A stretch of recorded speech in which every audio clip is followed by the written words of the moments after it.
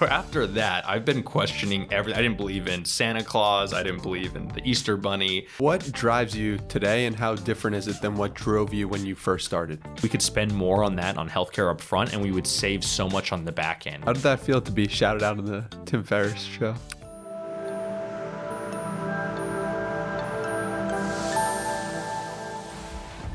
Okay, well, Nick, thank you for being here. I really appreciate it. Thanks for having me on, Danny. Hell yeah. So I figured a good place to start would be with the tooth fairy. What happened with the tooth fairy? So people sometimes ask me, when did I start writing my book? And I say, it took me how long did it take me? It's 7.5 months. Sometimes they will, I use some of the blog posts, right? So half the materials from the blog. So it maybe took 5 years. I actually think it started with the tooth fairy. And so when I was little, I lost my first tooth at school. And, I asked, I was like, I lost my first tooth. And one of the teachers was like, you have to put it under your pillow and the tooth fairy will come, right? But I didn't tell my parents, right? I just that's what happens. Okay. So I put it, they gave me a plastic bag. I took it home. I didn't show my mom, or I just didn't think of it. Put it under my pillow. And then that night I went to sleep, woke up the next day, looked under, and they said, there's going to be money. And I look under and it's still my tooth. I'm like, what's going on here? What happened? So I told my mom, I said, Mom, the tooth fairy didn't come. And then she came up, she literally came up with an excuse on the spot. I don't remember all this. I'm making up this part of it because I don't remember. But she must have said something like, the tooth fairy was off last night or something. She made up some excuse. I know that. So then the next night she's like, but the tooth fairy will be here tonight. I'm like, I'm excited. So I'm at school all day. I'm just thinking about the tooth fairy. Just wow. I can't even focus at school. I'm just thinking about the tooth fairy. I'm going to see the tooth fairy maybe, right? Whatever. So that night I go to sleep. I'm so anxious. I can barely sleep. So anyways, I do fall asleep at some point. And then I've always been a light sleeper, and I wake up to my mother replacing, but I kind of keep my eyes closed so she doesn't know I'm awake. And I kind of I see her kind of doing this, but I keep my eyes kind of shut. And then I look, after she leaves, I look under and there's money under there. And I was like, that wasn't the tooth, that was my mother. I was like, this is all a lie. So after that, I've been questioning everything. I didn't believe in Santa Claus. I didn't believe in the Easter Bunny, nothing. I've been questioning everything ever since. And so maybe the book started right at that moment. I think it's the first time I've ever been skeptical of the world, and I've kind of kept that ever since. So how does that shape your reality? As you're a kid and then as an adult, being skeptical of things in general, how does that impact you? I mean, it's always about skepticism is a spectrum, right? Because if you're so skeptical, you're going to become a flat earther, right? There's a level of conspiracy theory that you can go to. You have to be okay, I believe that some skepticism is warranted in certain areas. Maybe we should just question things. At the same time, you need to have some sort of accepted, for example, I've never personally seen that the earth is not flat. Even when I'm in an airplane, it looks, I can't really see the curvature from there. Do I believe it's round? Of course. There's so many experiments you can do. There's all have I ever personally done these experiments? No, I've watched other people do them. There's just so much evidence that it's round, given all the other stuff we know, that I believe it's round, right? I trust the science on this, right? But there's a point of where's that line, and I think most people are probably, if this is a spectrum, we're absolute conspiracy theorists, and then absolute, I don't know if you want to say sheep, or someone who just accepts anything someone else tells them, most gullible person ever. I think most people are on the left side of that line. I think we just need to push a little bit more to the right, just to question things. That's it. Just kind of keep questioning stuff just a little bit. So what would you put yourself on that scale? I would say I'm more to the right. I'm not conspiracy theory. I probably, when I was younger, I used to be more conspiracy theory, and I've kind of slowly come back from that, I think. It's just something, and there's no perfect amount, really. You think you can be perfect, but even having that type of skepticism can get you in trouble in cases when it's really necessary, right? When it's oh wow, this would actually help me a lot, Any examples of that? A simple example, COVID-19 vaccine. That's a simple example where, of course, it's okay to be skeptical. I don't think it's wrong to be skeptical. We haven't tested this. We don't have long-term. Even those people that will not take the vaccine to this day, for example, 10 years from now, we can find out that, it caused all these crazy cancers or something. And they have a good point. We don't know. We don't have a long-term study on that. At the same time, I'm seeing people drop dead and all this stuff. And it's okay, maybe we should have this because it's going to protect you. It's not about the spread. There's mixed evidence on that stuff, but at least what I know, it seems it does have some protective benefits by kind of getting it involved into your system and stuff like that. And trust me, I'm not a medical expert. I'm not here to get into all that type of stuff. But that's an example where if you're very skeptical, you could end up not taking something, and then you end up getting very harmed in the future if you come into contact with this thing. So. Yeah, that makes sense. Well, I brought you here because I want to talk about your blog and maybe what you're an expert at. And January 2nd, 2017, you write, I used to think that those that ran hedge funds got rich because of their incredible returns. That's the first sentence for a website that absolutely changed your life. Like, could you put yourself back in that frame of mind of January 2nd, like making that, was it a New Year's resolution or making that decision to start writing? Like, take us to that place. Yeah, so it was a New Year's resolution. I think it was a time where I was like, hey, like, I really want to do this. I want to do it once a week, just write a single blog post and see where it goes. And originally it was like finance, economics, investing. It was everything. Like, I talk about career stuff. I still do this now. I do drop personal stuff in there now and again, but it was all over the place. And I kind of really just honed in on personal finance and investing. And then I will once in a while sprinkle in like a life thing or a life story or something like that, or a career lesson. But yeah, going back to that time, I was just in a space where like I just wanted to try this thing and see what would happen. And because I felt like my career at the time was like, I had a good career, but it was just like a straightforward path and I couldn't really see much advancement. Like, I was doing well. It wasn't like I was doing terribly or anything, but I just couldn't see a future in it, a real future where I would feel satisfied with that. So I said, you know what, I need to find a different path forward. And so for me, that became content and writing. And so I just did that every single week. And it was just like it was like Sunday was like my church, so to speak, where I was in there just writing 10 hours a week, putting something together, putting it out. And the first 9 months are really tough. I think for any content creator that hasn't like just hit it big right out the gate, it's just a grind, especially early, because you're talking to no one. You're like, hey, look at this thing. You're like sending it to friends. No one looks at it. No one reads it. I mean, because your friends aren't your core audience. Some of them might be, but most of them probably aren't. And you don't realize that because you didn't pick your friends probably because of their love for personal finance. You probably picked them for, other reasons. You guys were in college together or high school or whatever. And, you guys are friends from other reasons. But for me, it's just interesting because like, it's just a slow grind there. You're sitting there and you're putting out content and it's not doing well. And you start to question, like, should I be doing this? Should I not? And so that's kind of where you start to get in your head a lot about that type of stuff. Yeah. You wrote that there was a turning point for you in that it happened after I attended the evidence-based investing conference in New York City in late 2017.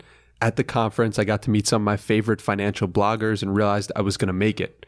And my question to you was, how did you know in that moment that you were going to make it? I think it's because seeing them in person and then having them like, dude, I've been reading your like, I don't think I knew that people knew me, right? It was a weird feeling where like someone would come up to me and be like, oh, dude, I read your blog. I'm like, what? Like, how do you, like, I don't know who you are. And you come, that doesn't normally happen to people, right? I wasn't used to that type of like attention. And I was like, okay, well, it's kind of interesting. So there's like some proof of concept there. And I don't mean when I say I was going to make, I mean, I was just like, I could keep going. I could keep doing stuff. I could put out content. I could do something that was at least somewhat worthwhile. Doesn't mean I could like live off of a content creator lifestyle. I don't think I would want to do that. But if I did, it would be very different from what I'm doing now. I don't think one post a week is going to be enough to, pay the light bill, so to speak. But, yeah, so I think that's kind of what happened to me. I was just there and I just talked to people, and people I really admired were like, yeah, man, I love this stuff. I knew this and that. And so it's like, it was just really cool. Like meeting Morgan, that changed my life in so many ways. So just people that are like mentors to me now, basically. And they've just always been there to mentor me without really even trying. I just watch what they do. I'm just like, this is like a playbook basically for how to like live a decent life, Yeah. So, well, I definitely want to talk to you about Morgan, but before we do, were there any moments in those 11 months or afterwards where you said, I don't really know if I'm going to do this blog anymore? Since then, not really. There were times where I like started to run out of ideas, but then something comes up where I can always find something. Like, I can't explain how it happens. Like, there'll be times where I'm like, hey, like even for next Tuesday, I'm not exactly sure what I'm going to write about. For this next Tuesday coming up, I'm not sure yet. But there are some old ideas I have kind of sitting around that I might pull out. There's other things I've thought about, but I don't know. We'll see. I just, it just sometimes comes to me. I can't really always predict how it's going to go, Yeah, so. But there were no times where you said, all right, like this is too much, or like I'm not gonna. You've had a sense since that time or before, like this is your path that you're supposed to be writing on. Yeah, ever since that, yeah, because after that, like I met them. And then I came back out in January, interviewed with Michael and Josh. That kind of like, just meeting them, that helped a ton in terms of like, okay, I'm going to be here, so I got to keep doing it through at least then. And then I joined the firm. And I'm like, okay, I'm not giving up now. I just joined the firm, and then I kept doing it. And then like it got better. I started getting more attention. And then like 2020 hit, and it just went crazy. And so I'm like, I'm not giving up now. Like literally, I've never had more page views in my life, right? So that also started happening. So you can see the process where I keep going, and then it's like, well, I got to keep writing because I'm the book. And now, even now, I'm like, yeah, the book's out now. Could I stop? I guess I could. But like, people, I just started a referral program. I mean, I'm not going to start a newsletter referral program and then shut down the newsletter. It wouldn't make any sense. So there's always an excuse to keep me going, at least for now. Maybe I will change it. Maybe I think at some point I will stop doing every Tuesday. I know I've been doing that for so long. I don't know when that's going to be, but at some point I'm going to be like, I want to take that pressure off me. Like I know I can do this. I've done it for 290 something weeks in a row now. And so I want to take that pressure off at some point where I can just say, hey, you know what, this weekend, I don't want to write anything. I'm just going to chill out. But I still want to do something. I don't want to feel like I'm being lazy. And I think there's like that part of me that's like guilting myself about like, hey, you could be putting out more content, right? And so I'm just trying to make sure I don't just stop writing altogether, you know, because I think I do, you know, I've developed a skill here that I didn't necessarily have. I mean, yes, my first post was decent, but if you go read like the second or third post, you won't be like, this guy's a great writer. You'll be like, it's okay. It's not terrible, but it's not good, right? So that's kind of the difference. It's like learning how to go from that spot to where we are today, you know? What drives you today, and how different is it than what drove you when you first started?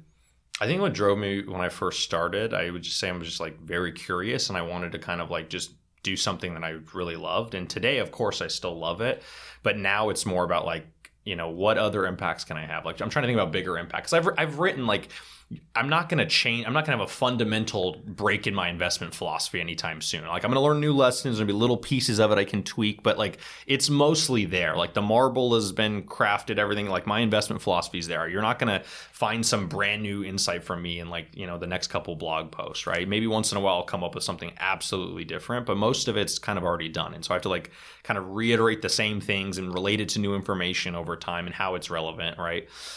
Stuff like that. That's what I'm going to be doing going forward. So I think for now, it's like trying to bring more people into it, trying to spread the message further. And I think that's the idea. So I'm really just blogging to kind of keep that going. So doesn't mean that like you can't find some new insights in there, but it's not going to be like a revolutionary, like, you know, my main gist. I'm a, you know the gist of my investment philosophy. I'm low cost, passive index, or diversification, right? All my core tenets we could go across, right? And you know what those are. Those are not going to change, right? And I think for the people that have been reading me for a while, it's nice to kind of have that voice that can be like, okay, there's this panic. Everyone's panicking right now with markets. And I'm just like, this is a very normal thing that happens. Like this has happened like since I've even been investing 2012, and I'm probably missing one or two, but I just, in my memory, I know 2015 there was one, I think Jan 2016 there was one, December 2018 there was one, March 2020, which everyone remembers, and then this one. So there's been 5 of these occurrences, and I've been investing for almost 10 years now, so it's like one every other year. So I'm like, this happens very regularly, like once every other year. So it's like, why, you know, people are freaking out. I understand, you know, losing money is not good. I'm not saying it's a good thing or anything, but I think people are panicking, and I'm just like, hey, like, we'll probably be fine as long as we don't have a nuclear war or something. And in that case, like, you know what, no offense, but your investment portfolio is like the least of your worries, right? So that's kind of how I think about this stuff. And so that's kind of how I try and keep myself grounded, you know? Yeah. And, you know, I've been watching you on so many different podcasts to prepare for this one. Mm-hmm. And it's so often the same advice. And if you want to hear in depth about different rules that Nick created and his fabulous book in that detail, please like go check out those podcasts. But it's the same thing over and over. Is that frustrating to you, of like having to repeat yourself often or explain yourself a lot?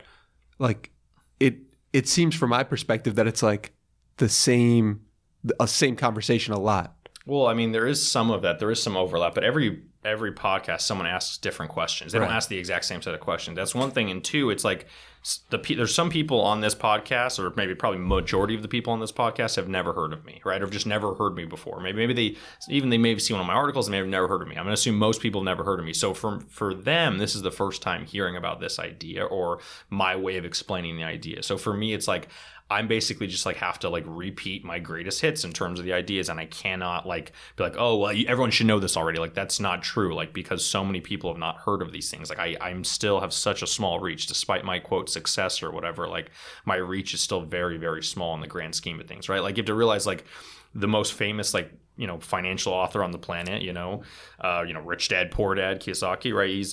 He's out there talking about a market crash all the time, right? And it's like, that's what people are getting their information from. Someone who thinks, he says there's a market crash. He's been saying this for 5 years now. Finally, there has been a market crash. So he's probably like taking a victory lap. But it's like one of these things where like, that's where most people are getting their information from. And like, that's the stuff where, you know, I don't mean this to like, you know, say any rude things about him. I'm just saying he says that a lot, and it's very against a lot of the stuff he preaches in that book, which is not like, oh, let's try and market time and all this, but yet he's tweeting about market time. It's a very interesting thing. I think him on the internet is probably very different than him in real life, but I don't know. So it's just interesting to kind of think about that. And so like I realize that's where they're getting their advice from. And so like I'm trying to counteract a lot of that, or the TikTok advice, which is like, hey, I just found this coin and it's, yielding me 100% a year, and like, or, all you got to do is buy that, and then people end up losing a lot of money. So I'm trying to battle against that, and so I guess that's why I have to repeat myself, because most people haven't heard these ideas before. Yeah, it makes sense. And one thing that I noticed in your approach is an optimism towards the future, and I think that's why I resonate with it. Where do you think that comes from? I think just the data and the evidence. I mean, of course, we don't have at least the last couple hundred years, like things have been going up and to the right, or, which things have been improving generally. And so, we have longer lifespans, more income. Obviously, there's still distributional issues with that in terms of how the wealth's being distributed and who's getting rich and who's still struggling. So there's still issues to work on going forward. I think that's public policy issues we'll have to solve as people. But I think generally things are getting better. I mean, childhood mortality is down. I mean, that's the one. It's not going up and to the right. It's actually going down and to the right, which is good in this case. But like, you get my point. Like, there's a lot of measures that things are getting better. And even though like Twitter, you're sitting on Twitter, you're thinking things are getting worse and worse and worse. And like, there are moments where certain things feel like they're going backwards, and some probably are. But in general, humanity is marching forward. I think there's going to be less war, less conflict, less stuff like that in the future, despite the occasional things that we see happening. So for example, I don't think we will ever have a world war ever again. I think we're past that. And I could be wrong. Maybe that's very naive of me to say that, but I just think because of nuclear and, technology, like nukes kind of end that type of conflict altogether, because it's a losing game for everyone. So we have to have different types. Maybe it's going to be a cyber war or something like that. I think that's how war is going to happen in the future. It's not going to be a physical war in that sense. It's going to be more of a cyber war, which affects people through economies or through social media, however it ends up being done. So how much does having to stay tapped into the markets and therefore tapped into the news cycle affect your own psyche? I don't really stay that tapped in. I do, like, obviously I see it on Twitter. I get it without trying to realize it, but I'm not like, oh my gosh, we're at this level that like I can't sit and do that, right? Because trust me, if I did that every time, I would have been bogged down in 2015, bogged down in 2016, bogged down December 2018. March 2020 would have been a nightmare. I couldn't even write. I can't focus on that stuff, right? And so, of course, like, it's good to write about. It's good to know what's going on. I'm not saying that, but at the same time, like, I have a long time horizon, and I don't think, sitting and obsessing over daily moves is the way to help yourself in any. It's not productive, right? You can't control it, right? It's out of your hands. So what's the point in obsessing over it, right? If you can't do anything about it, you should spend that time not worrying about it and focus on what you can control, like whatever that is. If that's, for me, that's maybe creating more content, creating better content, improving operations at my firm, etc. Like, there's all sorts of things I should be doing there and not sitting and focusing on the markets. Yeah. So one way to do that is by books, like having a longer time horizon, reading books. And you've said really brilliant point, which is books are the most underpriced asset in the world. For example, The Power Broker by Robert Caro took 7 years to write and could be purchased for $23.40 on Amazon. If you assume he worked full time while writing it, then it would cost you less than 1/5 of a cent per hour of Caro's time.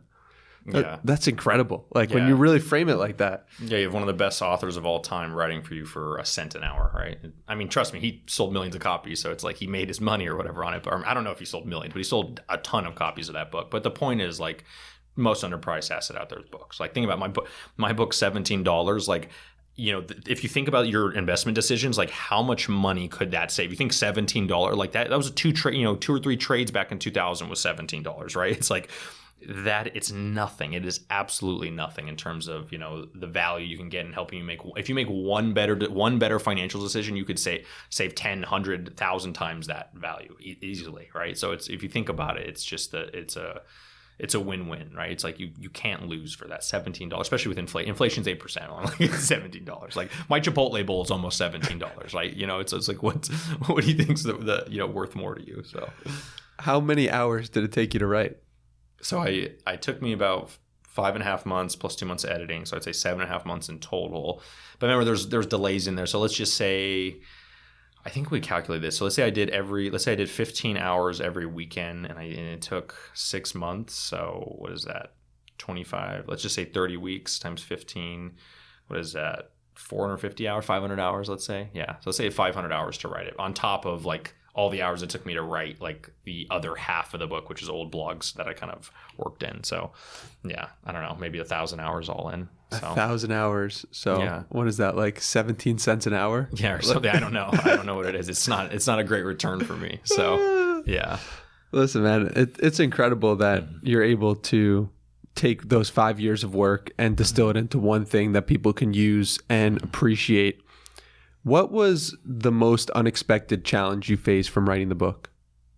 I think it was just thinking about the structure. It was like the very, very early parts of the book. I think the difference between a blog post and a book is like blog post is one idea. It's easy. You don't have to have a great structure. You can kind of just, put it out there and it's fine. But once you go to a book, you have to really think about structure and like, what's the purpose of this book, or how am I going to guide the reader through this journey, right? And so I think the intro kind of just hooks people. The first chapter is really the structure of the book. And that's kind of like, if you really want to understand the book, you have to read the first chapter, because that first chapter kind of gives you everything in terms of the save, invest continuum and where you are, because every person's on this continuum. So based on where you are on that continuum, you can then dig deeper into the book. Like, oh, I really should focus on the saving section. So for most people, I think, and especially young people, you need to focus on the saving section, focus on your income, focus on those types of things. And as you get older and have more money and have more assets, investable assets, then you can really kind of fine tune the investment stuff, fine tune tax, fine tune all those little things. And it's not always intuitive to people, because like when I was 23, I was like, oh, I had spreadsheets for like all my investment stuff, even though I didn't have that much money. And so it's like it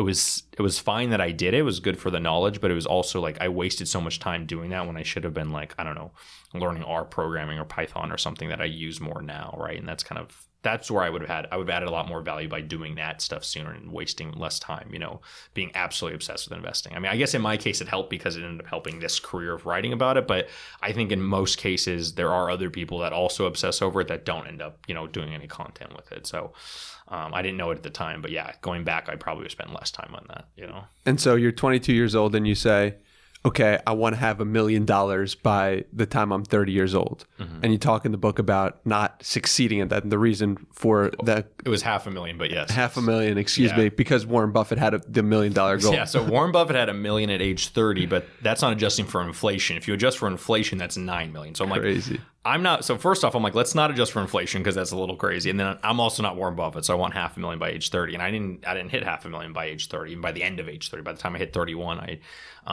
didn't have $500,000, in net worth. So it was one of those things where like, hey, it happened. It is what it is. And then I started like looking into like, the happiness literature and stuff. And it's like, this is actually very true of a lot of people. Like a lot of people I talk to them, I have friends that are like, oh yeah, when I was 30, I expect to have kids and all this and be married and all that. And it just didn't happen for people. Or maybe life took them in a different direction. Maybe they focused on career, or they did this or they did that. Or maybe they did get married and have kids, but their career's not working as well. It's very tough to have this perfect life you imagined in the future. Back when you were 22, 23, people tend to overproject because they're very optimistic, and that's good. It's good to be optimistic, right? But a lot of people don't really get that. But then people start to overcorrect on the other side, and they say, oh my gosh, my life's going to be, it's not going to be as good, whatever. And they start to feel worse, but actually your life ends up being better when you're older than you even expect. So it's kind of an interesting kind of dynamic. Remember, this is just on average. Every person's life is different. So there's going to be some people listening to this like, well, my life's way better than I would have expected for my age because I had, this lucky break, or I just had a couple of these things happen. So every person's different. Just kind of keeping that in mind is what's important. Why do you think that we have this false sense, or there's a difference between what we expect and what actually happens? Do you think there's any societal factors that play a role in that? And do you think that was the same thing, 100 years ago, where people had increased expectations for the world that they were going to live when they were 30 years old? I'd say 100 years ago, that wasn't as much of an issue. Let's just be honest. 100 years ago, half of the population, their role in life was to be at home with the children, right? Let's be honest. So that's half the population didn't have some sort of aspirational future except have kids. So if you had kids, you were successful. If you didn't have kids or you couldn't have kids, that's probably the only thing I can imagine where you felt bad about yourself, right? Or couldn't find a husband or something like that. That's for basically half the population was already like they had their quote place in society, right? And so you think about that and like how much that has changed, just that one piece, right? Like that alone, like a lot of people didn't have to worry about that. I'm not saying that's good. I mean, it's not good to just be like, oh, that's your point in life. Like, but I'm just saying that was how the world was, right, at the time, right? And now today, it's obviously very different, right? It's like there's a great book on this called Escape from Freedom. I think it's by Eric Fromm, Fromm.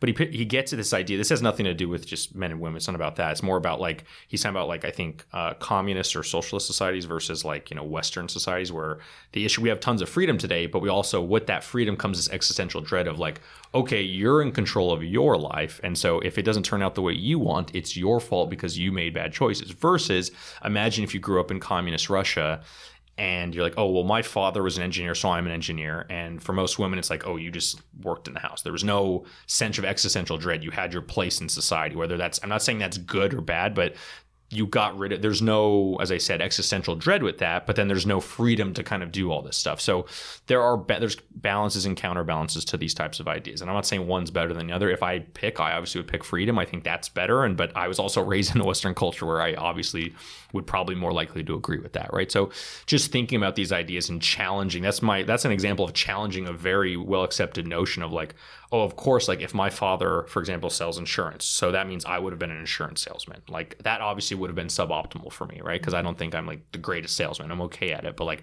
my father's better at it, right? So it's one of those things where you realize kind of what are your strengths and weaknesses and like what would freedom actually help me? And I think in my case it would have, but for some people maybe they would have, if they couldn't figure out what they wanted to do in life, they would have been better off being like, this is your role in society and you just followed that path, right? So I don't know. These are trade-offs. It's a very difficult, complex question, but it's the type of stuff I think about. I hope that's kind of getting at what you're asking. So. How did you personally deal with the existential dread you felt when you were in your early 20s? I had started blogging, I guess. That was my quarter life. Yeah, before then I didn't. I mean, I was new. I was kind of out there. I was like, oh, I like data. I like economics, right? I was making money. And then the existential dread started to come in my mid to late 20s. And that's when I said, I need to start the blog because I feel like this is my thing. And now I don't have that anymore. This is like what I do, right? Mm-hmm. Like I analyze data and I kind of write about it and stuff. And so will I always be doing this particular thing? I don't know. Is it possible I could just go into like more of writing about data and other things? Possible. Who knows? I have no clue. I don't try to predict the future anymore because if you told me 7 years ago I'd have a book, be sitting here talking to someone in a podcast in New York City, I would have laughed. That's so crazy. 3 years ago, that's not as crazy because I already started the blog. I was already living in New York, right? Once you conditional on these other things, the problem with me being on a podcast is not that outrageous. But if you go back far enough and the error bars get so big that it's just like, if I tell you what your life's going to be like in 7 or 8 years, you'd be like, what? Like, so I don't want to predict my future at all. And I don't like to think about that because, outside of the next year or two, that, as I said, the error bars are so large, it's really, really difficult to predict in many cases. So, yeah. What would you recommend to a young person who was in your similar situation of dealing with not knowing exactly what to do? I think you have to there's this great algorithm in computer science called explore exploit. And this idea is basically like explore is like you go out there and you figure out what you like, what you don't like. So it takes time, whether that's, you can imagine doing this with food, right? Imagine you grew up in an area. So for example, growing up for food, I only had 3 food groups: American food, Mexican food, Italian food. That is it. I didn't have a vegetable until I was like 18, probably. I mean, I don't know. Depends how you define a vegetable. Is tomato a vegetable? No, I think it's a fruit technically, but whatever.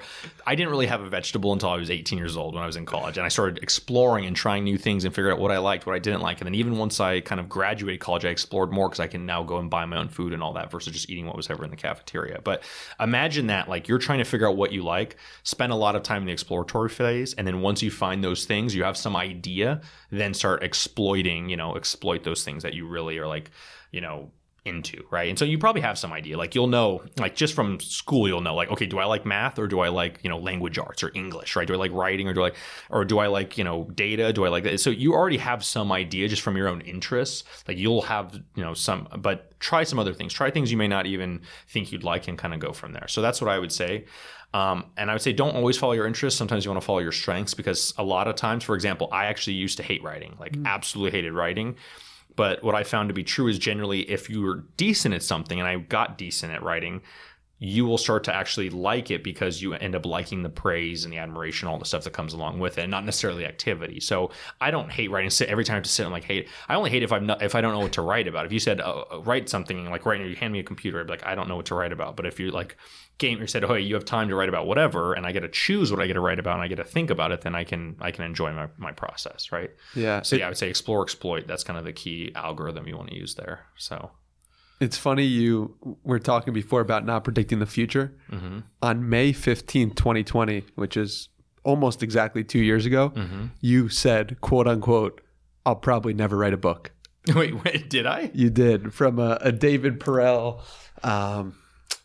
It was like a live stream writing. I'll send it to you. Oh, that thing. Maybe I said that. Wow, that's funny. That's really funny. I bet. I mean, I don't remember saying that. I'm not saying you're lying. I bet I probably did say that. But like we have to realize at the time I couldn't foresee how it would happen, right? But then obviously, you know, I also thought, remember, May 2020, I also thought, remember, so 6 months later, that's how bad that prediction was.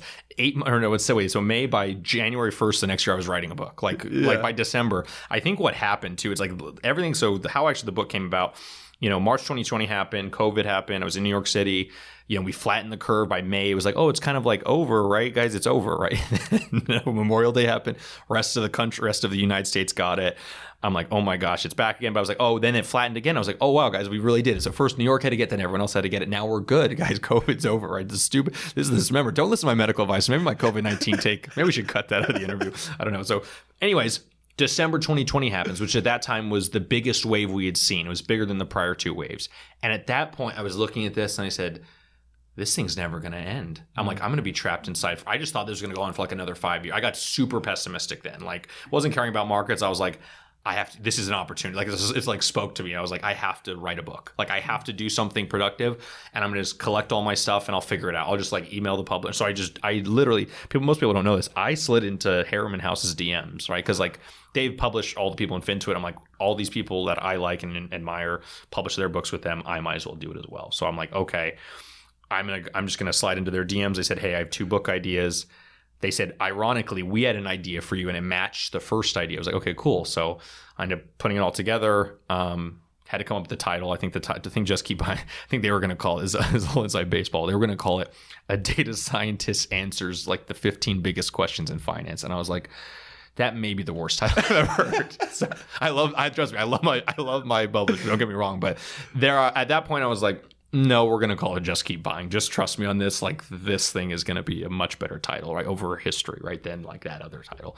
But what I do, though, I really do answer a bunch of questions. If you really look at the book, I'm answering questions. There is an overarching guide, but it really was just answering questions, right? That people had. Like, I got all these questions over the years, and I just answer. I'm like, okay, how should I save up for a home? Like, why should I invest? Like, why should I care at all? Why don't I just keep it all in cash? Well, I'll tell you why. Okay, and et cetera, right? So, yeah, so that was the process of it, and it was just interesting. And since then, I mean, I said I'm gonna write a book, and I wrote it. So it's funny that I said that in literally 8 months before I started writing a book. But that goes to show you how.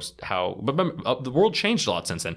At that point, I was probably thinking, oh, COVID's over, or it's gonna be over soon. We're gonna be out of this thing. I'm gonna be going back to my old life. I didn't know about the next wave. I didn't know about the big wave after that. You know, and so because of the information I had at the time, I was like, yeah, why would I write a book? I'll just keep blogging. You know.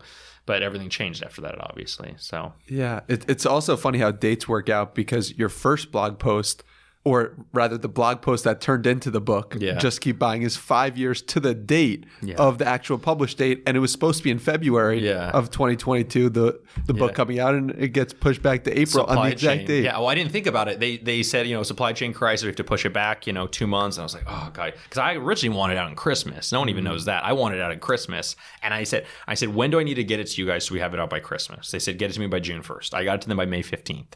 We had the edits done by like late July, and they're like, we're trying, but I don't know if we can because this and that. I was like, okay, fine. And they said, plus January sales are lower because December sales are usually high and then January sales are low. So let's push it to February. We want strong sales the first 2 months. I'm like, okay, that sounds good to me. And then obviously supply chain crisis, no one could find paper, I guess. I don't know. I guess paper was hard to find. I don't know. There are all these issues. So we pushed it back. And then I was like so upset about that, but I like let it go. And I said, hey, I understand that there's not much I can do. I'll take this opportunity to like do more podcasts and stuff and kind of get that going. And then I looked and said, when was that? What did I write? Like, let's go look. And like, when did Just Keep Buying the post come out? I was like, oh my gosh, that's literally 5 years. I mean, it's technically off by 1 day, but that's only because of leap year. But outside of that, it's literally the same week, though. It matches on the week. So it is like 5 years to the day, basically. And I'm like, my gosh, this is just a weird coincidence, but it was like a very interesting thing that happened. So, Yeah. Yeah. How often do friends and family come to you with data science questions in general? I'm sure during COVID, people had all this data that they had, and were they like, oh, Nick, tell us what to do? And if so, like, how do you react to random inquiries coming in? I don't think they come in like that. It's just like, for example, like I had a close family member that was like, oh, I'm not sure if I should get vaccinated. I'm like, please just get vaccinated. Like, I'm just trust me on this. Like, this is like one of those things where just trust me. It's like, it's for your own safety. It's not because like, just trust me on this, right? You know, I mean, it doesn't work like a traditional vaccine, like the measles vaccine. I think that's another misnomer out here. We say vaccine, but you know, when the measles, like, it's not like people still get measles, right? It's like we have the vaccine, so no one gets measles anymore, right? But just because you got the vaccine doesn't mean you can't get COVID. We actually know that now. So I think that's why there's a lot of stuff where we called it vaccine when we should have called it something else. I mean, I don't know. I mean, it's more like a flu shot, I guess, but it's kind of a very interesting, the whole thing is interesting now looking back of because now that creates mistrust, right? Because when you say vaccine, people think I could never catch this thing now, right? Like the smallpox vaccine, like no one can catch smallpox if you have the smallpox vaccine. That's my understanding at least, right? So it's like, that changes how people think about it. And that changed a lot of the political cycle. And then so much stuff happened because of that. But once again, medical take. I'm not here to give my medical takes. No, but how much do you know and have you realized the importance of using the appropriate words by virtue of doing the blog for so long and writing the book? Is like, have you noticed that the words you use, you could change words here, you can do subtle things to change the meaning of things? And has that been more pronounced in the past 5 years? Yeah, I think words matter a lot because they map to probabilities or expected probabilities in people's minds. So for example, if I said, I guarantee you that 10 years from now, the US stock market's going to be higher than it is today. I cannot say that. I know from history, I cannot say that, right? Even though like, yeah, there's like a 90 something, or even I said 15 years, like after adjusting for inflation, including dividends, I guarantee you that the US stock market will be higher 15 years from now than it is today. Technically, all the data I have says that that will always be true because every time, in 100% of cases, after a 15-year period, it's been higher after adjusting for inflation and including dividends. However, like, what happens if this is an exception to that rule? So even if it's 99.99% chance, like saying guaranteed is misleading. It's not right because we don't know the future, right? So that's an example of you have to be really careful with what you say, how you say it. Words can be used. You know, if you say inheritance tax versus death tax, that changes how people react to things. So I think a lot of stuff we have to be careful with language, but at the same time, like, there's reasons why we probably said certain things and why, you know, certain agencies may have lied to us or said things in a way that misled us only because they were trying to they actually had an ulterior motive, right? That was actually helpful for society. Like, oh, masks don't matter because they needed to save the masks for the healthcare workers, right? Which is like, it's not good to lie though. Like that the premise is like not good to start with, right? Like, but it's interesting to me kind of, you know, but it's a big crazy topic. So yeah, I think that, I always think about Nassim Taleb talking about the turkey, the famous story of for 364 days, the turkey thinks it's good, it's going to live forever, it's getting fed, and then Thanksgiving comes and it's all over. And I think ever since I saw that or heard that, I haven't been able to like look at markets and look at data the same way. Like it's always been in the back of my mind of like, what if we're the turkey? And well, yeah, could happen. I know. So how does that example or that idea like frame some of the decisions you make, or do you just assume that we're not? Well, I guess, I mean, on a long enough timeline, Taleb is always right. Like on a long enough timeline, Taleb is always right. And what do I mean by that? If I said the stock market's going to go up for infinite years, that's not true because at some point, you know, the sun's going to expand, it's going to consume the earth and all human civilization. Assuming we haven't gone to other planets by then, like the stock market as an existence wouldn't exist, right? But maybe it would. Who knows, right? That's like an example where like, you know, look at what happened with the Luna thing, right? Like that's a very turkey problem type of thing, right? Where it's like everything was fine, prices going up, and then all of a sudden it drops 99% over the course of a week or a couple weeks, basically. And it's like that's the perfect example of a turkey problem showing up. So I think in a long enough timeline, he's right. Like, will there possibly be a world war like 500 years from now that ends up wiping out human civilization? Of course. Like, I don't know, but we can't invest and live our life based on the turkey problem. It's a great idea. It's very useful, but you know, it's just tough to do that. You can't, it's just so tough, right? Like you have to take risk. That's what life's about. Life's about taking risks, right? Every animal out there is taking risks, right? When an animal goes out to get food, it could get hunted by a predator, right? So it's like, there's always risk involved with everything we're doing. And that's true in life as well. So you have to kind of like, we have to take risk. And so yes, there is a possible edge case that ends up negating everything I've ever said, but we can't live our lives if that's going to happen, because we have at least 100 years of data now that says, hey, that probably won't happen. So let's carry on and move forward with life, Yeah. And so I want to bring up the why winners keep winning idea. I found that so fascinating in the book about J.K. Rowling and Stephen King. Mm-hmm. And I would kind of like to explore that. Like, could we extrapolate that to countries as well? Like, because the United States has been a perennial winner for the past 100 years, could we could we extrapolate potentially that they've accrued so much winning that it's going to keep going? Well, I guess that's what the dollar, the dollar standard across the world, right? It's a global reserve currency, right? So because of that, like if everyone's transacting in dollars, like that changes your fundamental, like you have a little bit more market power than if everyone was transacting in yen or the euro or pounds, etc. So I think that's why that could matter in that case. But if that gets undone, then that changes things for the US. But we'll have to wait and see. At the end of the day, it's like, everything comes back to value. Like, what are you actually creating? What do you produce, and is it worth anything, right? And so, like in the United States, like we're not necessarily producing like we used to produce. Like there's all the steel mills like in the Pennsylvania and all over the Midwest that was producing physical things, cars, things like that. But now most of that production is done in China and elsewhere in the world. And now the U.S. produces ideas mostly at this point. A lot of it's software, things out there that live, in the internet basically, and then other people are producing physical things. So it just changes kind of, the mix of goods that we're creating. As long as those goods are valuable to people, that's all that necessarily matters, right? So that's kind of what I would say in that scenario. Do you feel like the ideas that we're producing are less valuable than the physical items?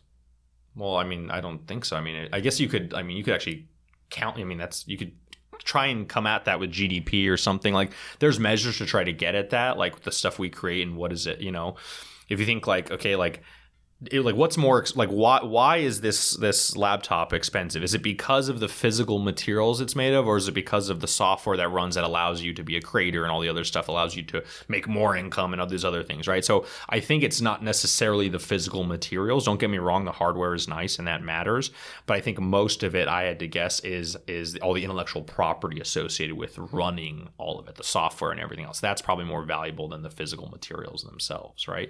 So because I'd argue then if it was just the physical materials, someone else could just come out with that and just a cheaper version and find cheaper materials that felt just as good, and you would pick that. But you don't. You go with an Apple for other reasons, right? So I think when you start to realize some of that stuff, you realize that it's not just physical versus digital, or however you want to call it, or software versus hardware type of things.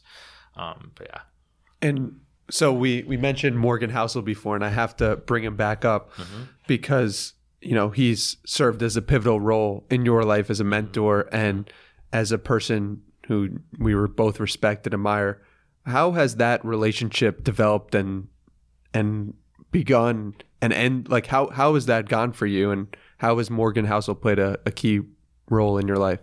Yeah, so the first time I ever actually interacted with, obviously we probably interacted on Twitter a few times, just whatever, liking tweets, maybe responding to each other, whatever. But the first time he ever DM'd me, I never DM'd him, but I obviously knew who he was. I was reading his work. I was promoting his work a lot. And I was on a run in Boston. It was really cold out in the morning. And I got a DM. I just posted my post and went out for my run. And then I got a DM from him and said, dude, great post today or something. And I was I almost started crying. I was like, what the heck? I didn't even know he read me. What the heck? I didn't even know he knew who I was really. And yet he said, a great post today. I'm like, what the heck? So that's what just post was it? I can't remember.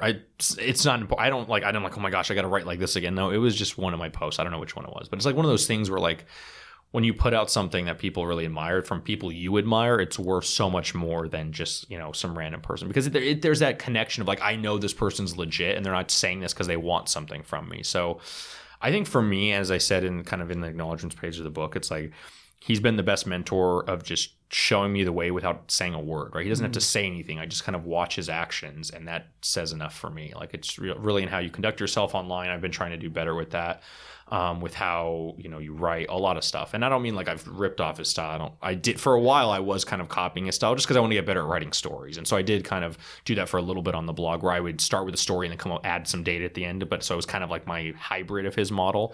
But just like how to be a good storyteller, I think I learned a lot from him. It just took me time to kind of do it.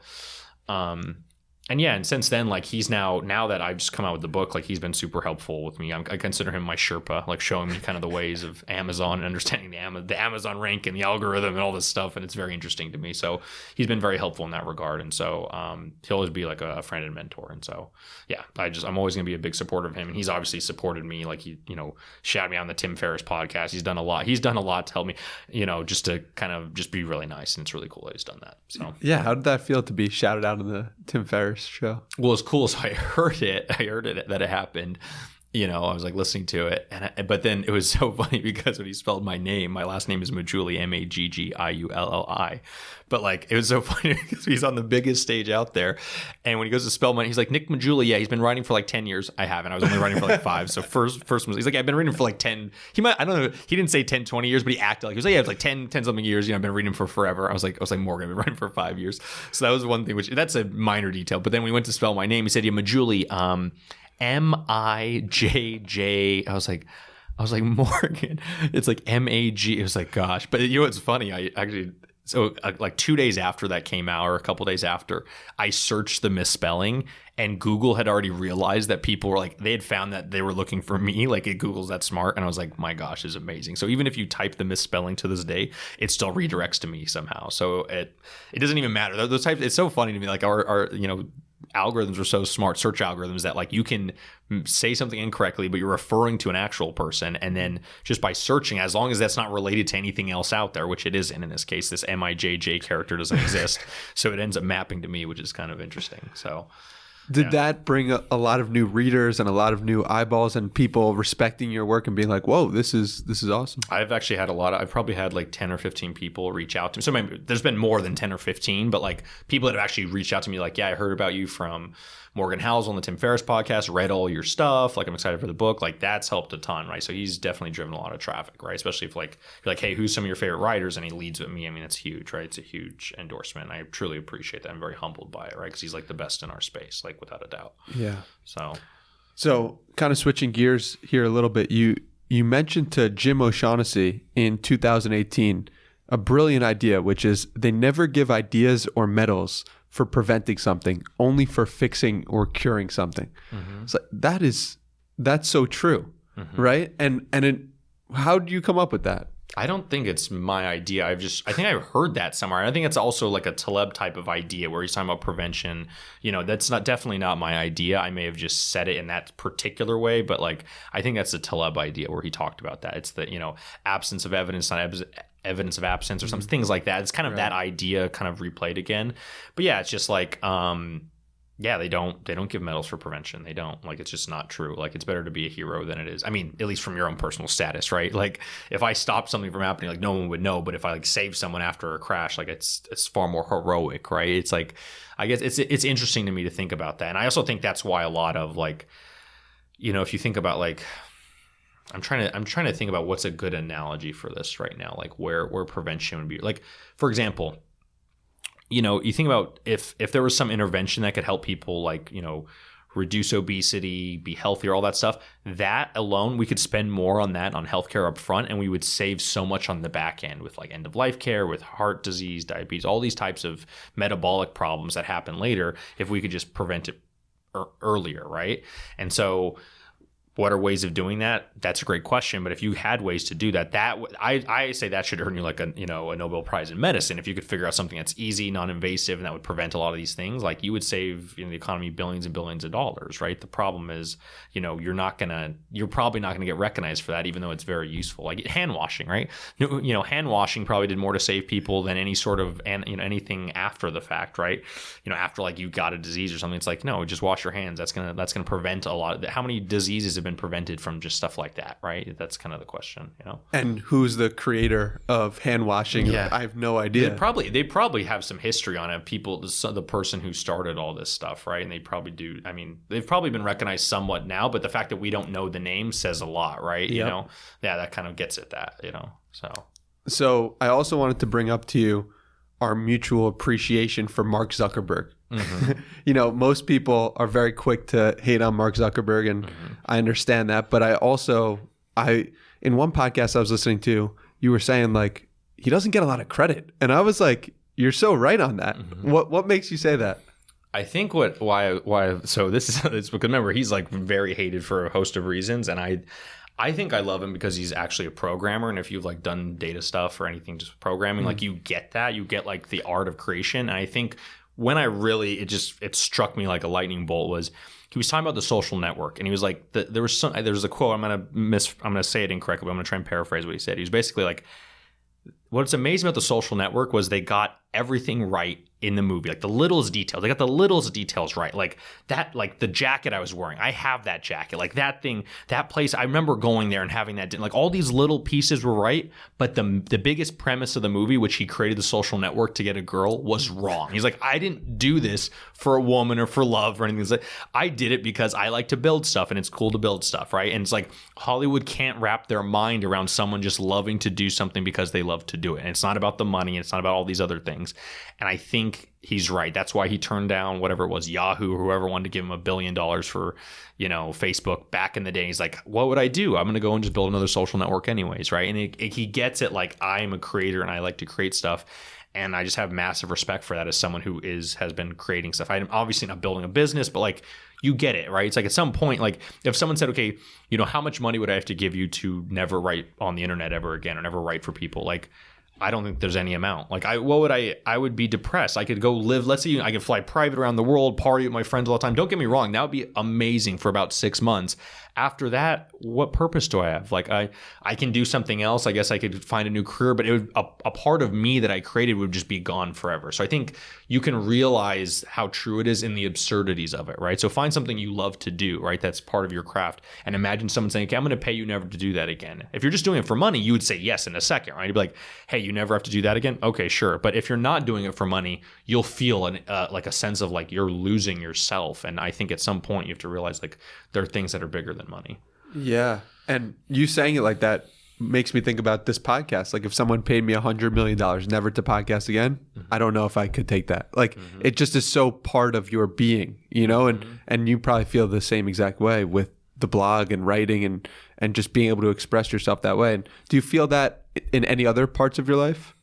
I don't know. I guess you could also say maybe the same thing. Like if I can never exercise again, I think that would also be something where it'd be really tough because it's like, okay, that's fine for now, but eventually like that's going to have effects that could take 10 years off my life. And the question is 10 years of my life worth $100 million or something? And it's debatable. I'm not saying it's not. Like I'm not saying that that's not something that could happen, right? That it couldn't be worth it. I'm just saying like you have to think about that. Is that trade-off worth it? And I think young people might say yes, because I could just live a much more extravagant life. But the question is that really the point of life? And you have to kind of, I think it'd be a tough decision, right? If you said, okay, I can never tweet again for $100 million, I'd be like, okay, I can still just blog. I'd find another way. I'd maybe move on to Truth Social or or go on to Instagram and just do it. Like there are certain things I would say yes to, even though I would hate, like I could, as long as I can read Twitter, like read only, I would be fine. If I could never tweet again, yeah, that would suck. But like I'd find other ways. I'd send one last tweet saying, hey guys, it's my last tweet ever. I'm getting paid $100 million never to tweet again. That would bring in so much attention and I'd have enough newsletter. I could probably move my audience elsewhere. So there are ways in which I would not have to worry about that. But my point is like, if I could never write or do any of this, it would really kind of, it's a piece of me that's gone forever, you know? But yeah, so that's kind of how I think about it. Yeah. And I'd love to close things off talking about your most recent blog post about being kind and the importance of being kind and framing it in the perspective of your own mistakes or things you would do differently for Tom and Jeff, right? Yeah, that's their names, Tom and Jeff. Is that their real names? No. It's not, I never ever, unless the person like is famous and like you would know who they are, I would never use someone's real name. I was surprised you went with Jeff instead of Jerry.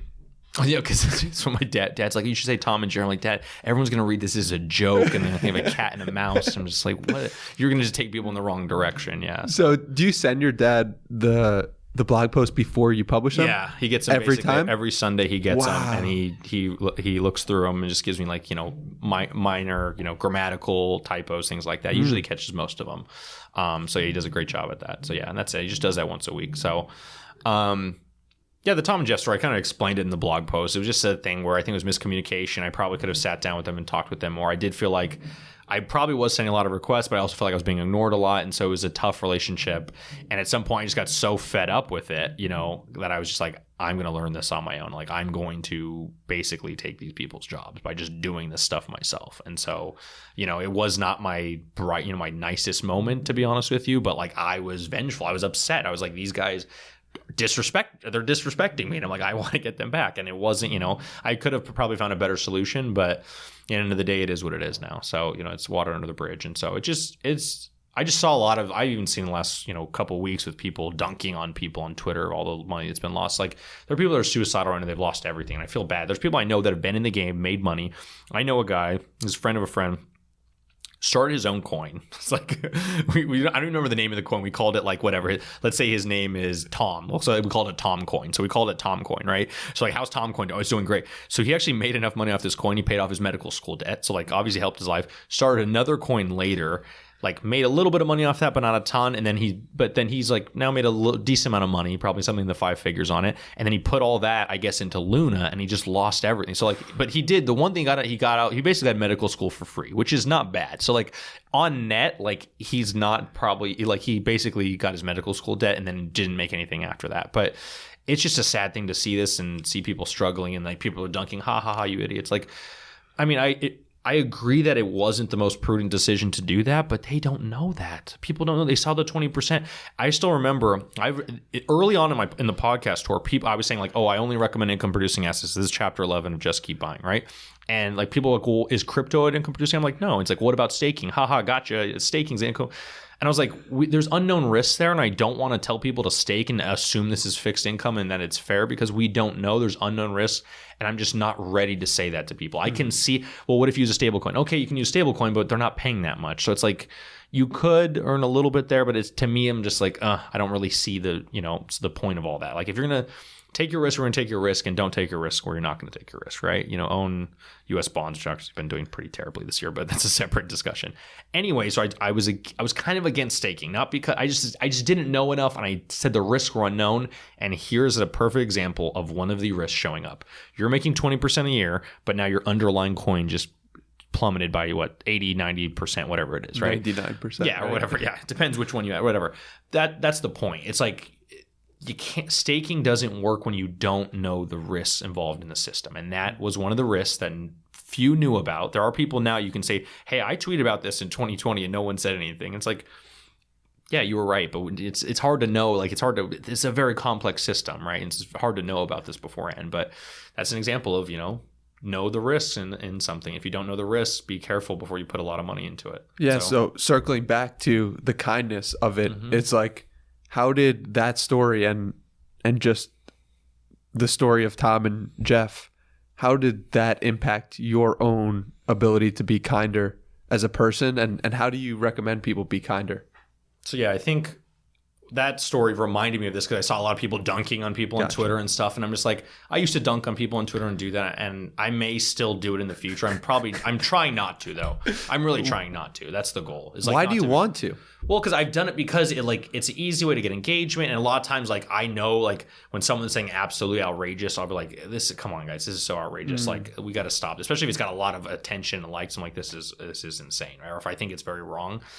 But at times, I'm doing less of that now. I'm probably going to keep doing less and less of that in the future. And so I don't think I'm going to be dunking that much anymore. And even though it's less entertaining for people who follow me or whatever, I don't care about like trying to get that type of engagement anymore. I think I've just, I don't know. It's weird now that have a book out. I don't know. I feel like I've just thought about this more, and I think just trashing people is not a good look, and so I don't want to be a part of that anymore. So I just kind of want to be try to be more kind. Of course, I'm probably gonna make a mistake at some point, but I'm gonna really try not to do that type of stuff anymore and try and promote more positive energy in the system, right? So, so how do you be kind?